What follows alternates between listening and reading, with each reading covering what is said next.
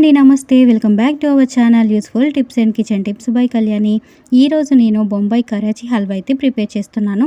దానికోసం నేను బాదం పప్పులు ఫ్రై చేయలేదు, నానబెట్టుకున్నాను.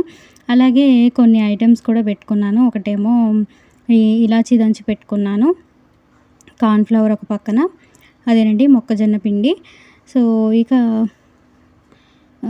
కొన్ని ఐటమ్స్ వేసేటప్పుడు చూపిస్తాను. ఇప్పుడు వచ్చేసి కార్న్ఫ్లవర్ వచ్చేసి నేను ఒక 2 కప్స్ అయితే తీసుకున్నాను. దానిలోకి 3 కప్స్ వాటర్ అయితే యాడ్ చేసుకుంటున్నాను గైస్.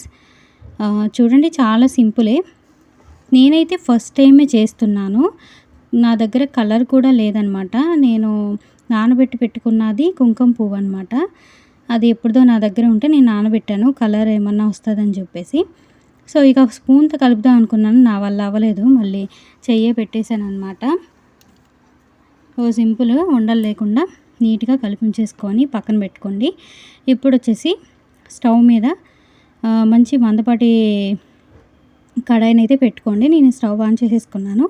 ఇందులోకి మెజర్మెంట్ ప్రకారమే అనమాట 2 కప్స్ షుగర్ అయితే తీసుకుంటున్నానండి, సరిపోతుంది.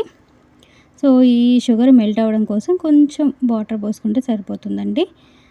చక్కగా పంచదార అంతా కరిగిపోయి ట్రాన్స్పరెంట్ అయ్యేంత వరకు చూడాలి.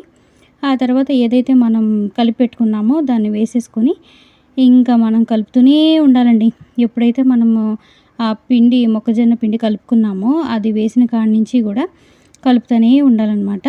సో ఇక కమింగ్ టు బిగ్ బాస్లో ఫుడ్ గొడవలు అయితే స్టార్ట్ అయ్యాయి అనమాట. హౌస్లో ఫుడ్ కోసం పాటలు అని చెప్పి థంబ్నెయిల్ పెట్టాను కదా. సో ఆ ఫుడ్ గురించి రాత్రి టాస్క్లు అయితే జరిగాయి. ఫస్ట్ వచ్చేసి క్లయింట్స్ మధ్య అదే విడివిడిగా 3 టీమ్స్ ఉన్నాయి కదా. 3 టీమ్స్ కూడా మంచిగా పార్టిసిపేట్ చేశారు. ఏదో నిమ్మకాయలు సంథింగ్ అది మధ్యలోకి వచ్చేటట్టుగా వేయాలన్నమాట. అందులో ఫస్ట్ యష్మి టీం అయితే గెలిచారనమాట. వాళ్ళకి ఫుడ్ వచ్చేసింది. అండ్ నెక్స్ట్ వచ్చేసి మళ్ళీ సెకండ్ టాస్క్ పెట్టారనమాట. దానిలో వచ్చేసి మనం బిగ్ బాస్ ఏదైతే చెప్తారో అది మనం తీసుకురావాలన్నమాట. నెయ్యి అయితే నెయ్యి, మరమరాలు అయితే మరమరాలు, ఏ ఉంటే అవి అనమాట. సో అందులో వచ్చేసి మనకి నైనిక టీం అయితే గెలిచారనమాట.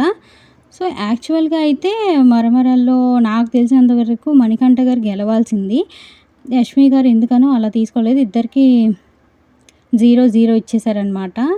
ఎందుకంటే 250కి దగ్గరలో ఉన్నదైతే తీసుకోవాలని నేనైతే అనుకుంటున్నాను. కానీ యష్మి గారు ఇద్దరికి కూడా 0 అయితే అనౌన్స్మెంట్ చేశారు. మామూలుగా అయితే టై అయ్యేది. అప్పుడు ఇంకొక టాస్క్ ఏదన్నా పెట్టుండేవారని నేను అనుకుంటున్నాను మేబీ. బట్ సంచాలక డెసిషన్ ఫైనల్ కాబట్టి నైనిక టీం వాళ్ళు అయితే గెలిచారనమాట. అండ్ నెక్స్ట్ ఈరోజు కొన్ని టాస్క్లు అయితే జరుగుతాయి. ఆ తర్వాత కొన్ని డిస్కషన్స్ జరిగాయి. ఏడ్చిన వాళ్ళు ఏడ్చారు చాలామంది. విష్ణుప్రియ ఏడ్చింది, ఏదో సీతక్క ఏదో అన్నదని.